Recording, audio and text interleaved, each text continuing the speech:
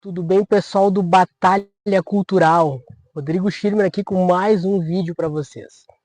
Eu tinha vários assuntos para trazer, né, várias obras aí que eu queria colocar para vocês, mas achei de fundamental importância a gente abordar um assunto, né, muito interessante hoje. E o tema desse Batalha Cultural é quem escreve a história, né? A gente tem que entender, né, que a construção da história ela nem sempre é neutra, nem sempre é imparcial, ela nem sempre é baseada somente em fatos, né, fatos verídicos que aconteceram, comprovações. Muitas vezes a história ela é fabricada, né, e na maioria das vezes até. Então a gente tem que fazer muita pesquisa, tem que buscar em muitas fontes, tem que fazer um esforço, né, mental muito grande aí para nós nos aproximarmos da realidade, né? É um exercício, né, muito difícil, né, um exercício muito profundo. Então resolvi fazer esse batalha cultural para mais ter uma conversa com vocês e explicar mais ou menos como isso funciona, né? Quando eu digo que quem escreve a história é porque alguém realmente escreve a história, né? Ou seja, os documentos históricos, né? Aquilo que você procura, né? Aquilo que você tem, sejam documentos físicos, sejam documentos orais, né? Verbais, tudo aquilo que ficou no passado, que você vai pesquisar para entender aquela realidade, né? Aquilo ali pode ser fabricado, né? Não necessariamente aquilo ali foi realmente o que aconteceu. E eu trago para vocês exemplos simples, né? Como dos últimos anos aqui que a gente viveu no Brasil, a gente teve ali no ano de 2015 para 2016 o impeachment da então presidente Dilma Rousseff, né? A gente contemporâneos, né, desses fatos, toda a sociedade brasileira conseguiu observar aquilo que estava acontecendo. Obviamente muitos acompanhavam pelo que a mídia tradicional contava, né? Outros pelo aquilo que eles viam com seus próprios olhos, né? Outros por comentários de amigos, de parentes, de pessoas que conheciam um pouco mais, enfim, a contagem daqueles fatos, a contagem no sentido de quem contou o que aconteceu naquele período, né? Foram pessoas de carne e osso, né? Por um lado, né, tem um grupo que diz que aconteceu um golpe, né? Houve um golpe contra então o presidente Dilma Rousseff. E a partir daí começaram a escrever narrativas, né, conforme a sua visão de mundo, conforme a sua ideologia política, para conseguir um resultado político lá na frente, né, um resultado social ou político lá na frente. Por outro lado, a gente viu o que realmente aconteceu, né?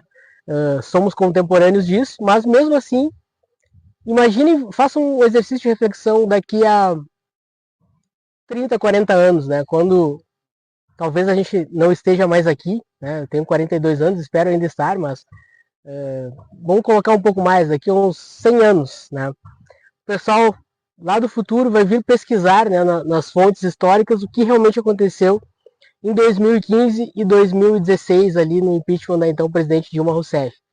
Eles vão procurar basicamente em arquivos de vídeo, né, arquivos de jornal, da mídia tradicional, e a partir daquilo ali vão construir, né, mais ou menos o que foi aquela realidade.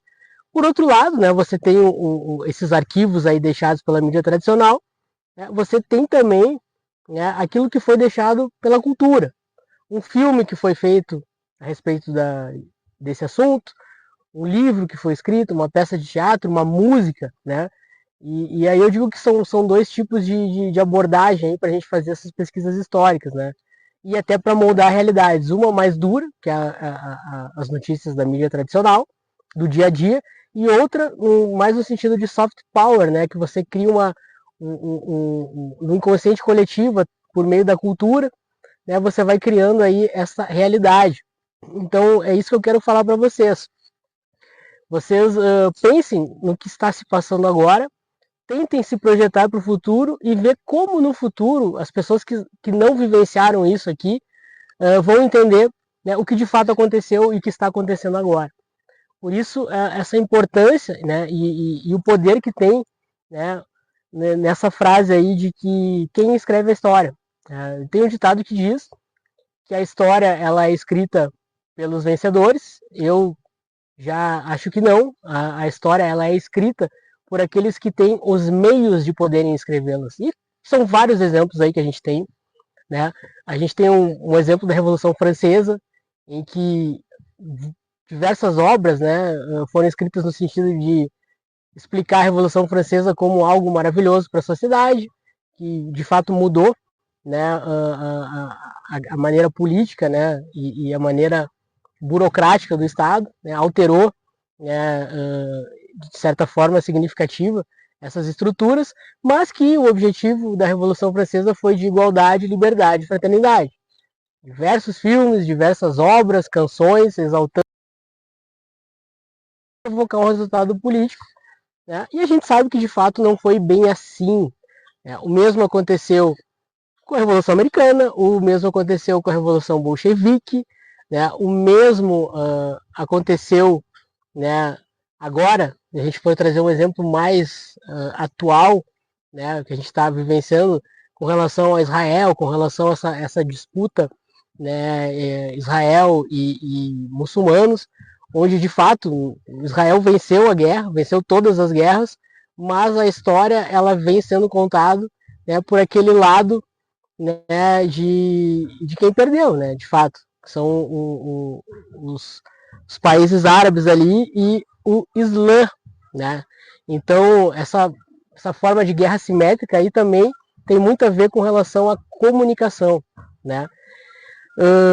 Por isso aquele ditado de quem venceu escreve a história, ele é falho, né? E a gente tem que entender como isso funciona. O George Orwell, né, na sua obra magnífica, 1984, disse a importância da gente compreender, né, e principalmente daquele que quer controlar o presente, né, e moldar o futuro, a importância dele controlar o passado e até, se for necessário, e às vezes, né, em regimes totalitários reescrever o passado.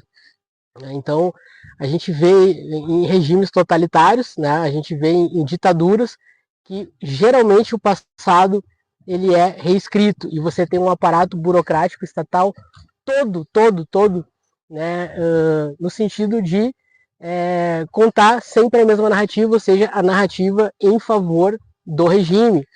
Então, você não tem válvulas de escape.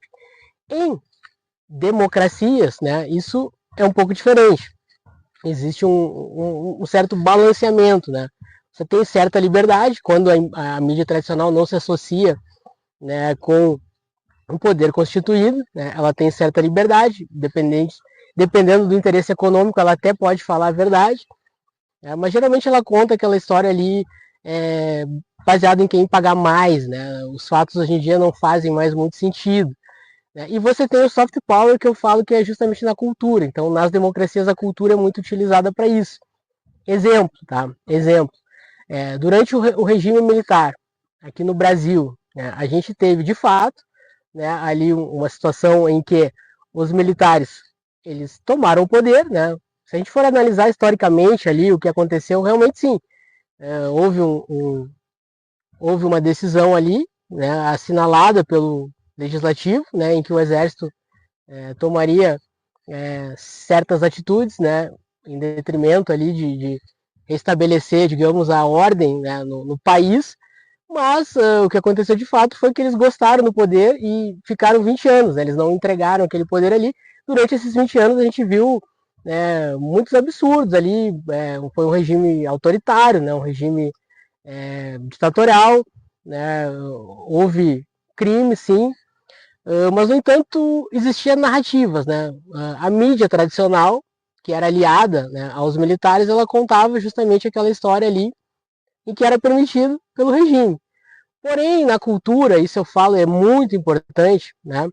A cultura contou uma história diferente, né? E aí a gente vai chegar lá na frente, que é o atual momento que a gente vive hoje, né? Desde 64, né, até, digamos, 1985, parte da mídia foi controlada pelo regime, né? Outra parte não, isso foi enfraquecendo ao longo dos anos, né? E contava a narrativa oficial. Porém, todas as obras, né, no sentido audiovisual, né, literário, e musical, elas foram obras que denunciavam esse regime e que exaltavam ali os heróis, né, da democracia. E aí eu coloco muitas aspas, porque essas obras, elas são um documento histórico importante para denunciar algo, um flagelo, algo, uma chaga que aconteceu de fato, né, no nosso país, mas, no entanto, elas omitiam certas informações,